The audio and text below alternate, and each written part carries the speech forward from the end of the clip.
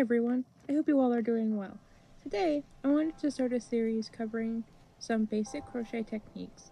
These are things I personally struggled with when I first started, and there are also some questions I commonly see across the internet. So, let's dive in.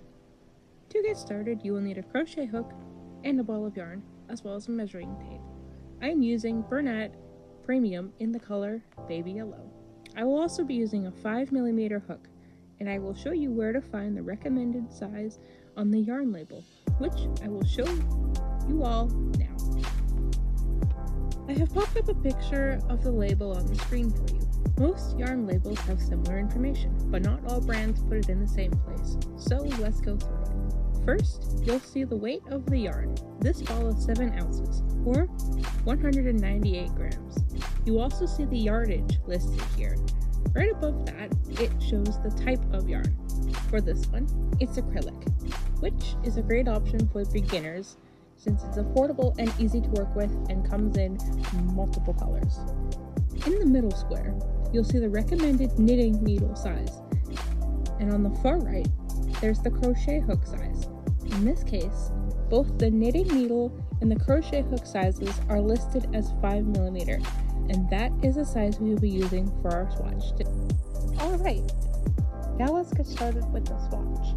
First, I will show you how to make a slip knot the way I was taught. With your left hand, pinch the yarn between your thumb and your pointer finger, leaving a 2-inch tail. Then, wrap the working yarn, the yarn attached to the ball, around your finger, making a loop. Pinch the 2 loops together with your other hand and slide your finger out. Now you should have a little lasso shape. Next, fold the working yarn under the loop and pull it through the top, just like this. Now, place your hook through the loop, holding both strands of yarn, and pull to tighten. If the loop is too big, just pull on the working yarn to make it smaller. As for holding the yarn, it's really up to you. I do hold it differently than most, but feel free to experiment and find what works best for you. Personally, I hold the yarn with my pointer finger on the left hand. One trick to keeping the slip knot in place is to pinch it together with your thumb and your middle finger on the knot, so it doesn't move around while you're making the chains. Now, let's yarn over and pull through the loop on the hook. I'll show you again. Yarn over, pull through the loop. Now do that 13 times in total to meet the length on the label.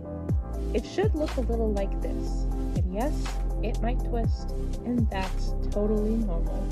Once you've made your 13 chains, add 1 more. Now you should have 14 chains. But don't crochet into that first chain. It's just there to turn your work. Instead, insert your hook into the V of the second stitch, like this. You should now have 2 loops on your hook. Yarn over, pull through 1 loop only, leaving 2 loops left on the hook. Yarn over again, and pull through both loops. That's your first single crochet. Repeat that process all the way down the chain until you reach the end. You should have 13 single crochets in total. I will show you the process as I work down the chain. Now, we've completed our first row of the swatch. Going back to the label, it says we need 14 rows in total, so we have 13 more rows to go. To start the next row, chain 1, but don't crochet into that chain. It's just to turn the work. Now, go into the first V. Make sure you go under both loops of the stitch. After you've inserted your hook, yarn over, pull through 1, yarn over again, and pull through both loops.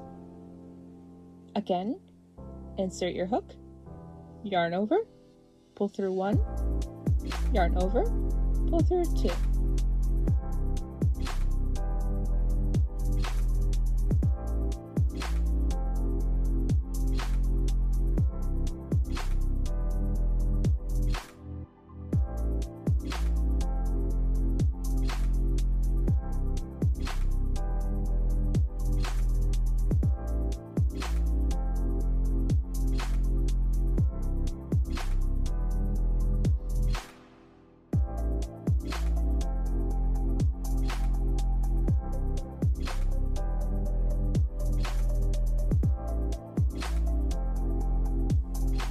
As you can see, I have completed several rows. To count the rows, I stretch the work slightly and count each row like so. You should have 14 rows when you're finished, just like the yarn label recommends. I will now show you guys some of the rounds of the square that I'm working up. I am quite fast, so if you are not as fast as me, please do not compare yourself. I have been crocheting for a very long time.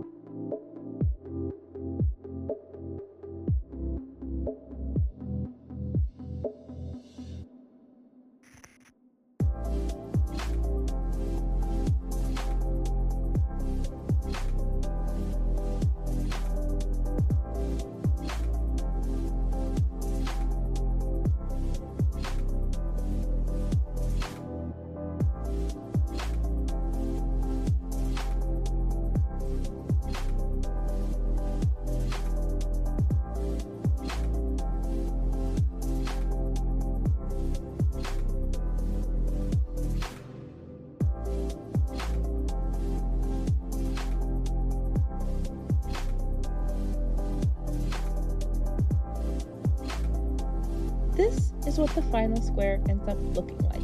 It's okay if it twists a little on the sides, that's completely normal. If you pull your measuring tape and measure from top to bottom, it should be 4 inches or 10 centimeters. And from side to side, it should also be 4 inches or 10 centimeters. That's how you make a gauge swatch using the information from the yarn label. I think everybody should do a gauge swatch for their projects. It is very important. It may seem like a lot at first, but it's such a useful skill to have to ensure your projects turn out just right.